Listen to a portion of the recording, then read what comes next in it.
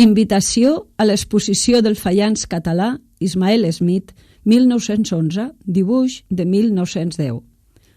La invitació a l'exposició del faians català, realitzada per Ismael Smith, és una petita targeta de color crema, de 16 per 12 centímetres.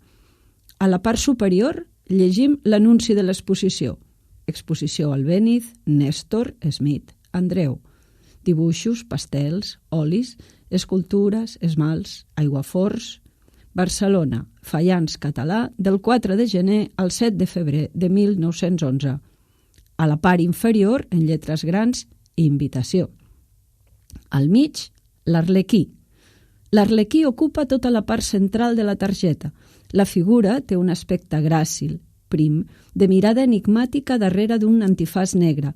El somriure s'intueix irònic, intel·ligent i murri. Es tracta d'un arlequí que convida al moviment amb un gest sinuós que omple l'espai de manera equilibrada. El coll de l'arlequí envoltat per una gorgera.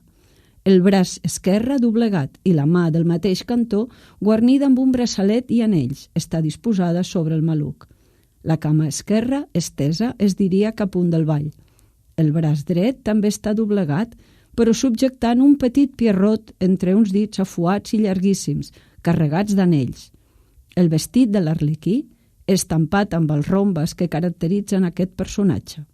En aquest cas, però, sense cap combinació cromàtica, tots els rombes són de color negre. El vestit dibuixa un cos estilitzat. Les cames són més primes a mesura que avancen cap als peus, calçats aquests amb unes sabates quasi insinuades, amb sengles llacets que tenen l'aire de 2 menuts insectes, i a tocar del peu dret de la figura la signatura de Smith, l'autor. L'arlequí no mira el petit pierrot que sosté amb la mà dreta. Es tracta d'un pierrot entristit i capcot, vestit de blanc, com s'escau als pierrots. Es diria que l'arlequí el fa anar entre els dits com un menut titella. El pierrot ens ofereix un posat de desencís, braços estesos, com si hagués perdut de cop i volta l'astúcia que el qualifica o la força per tirar endavant. Pot ser que se senti presoner de l'arlequí, d'aquells dits que esdevenen malèfics davant l'espectador. La mirada de l'arlequí és un enigma. Potser cerca un espectador proper per demostrar que en Pierrot ja és seu, que el menut personatge ha acotat el cap en senyal de rendició i que ha esdevingut una joguina.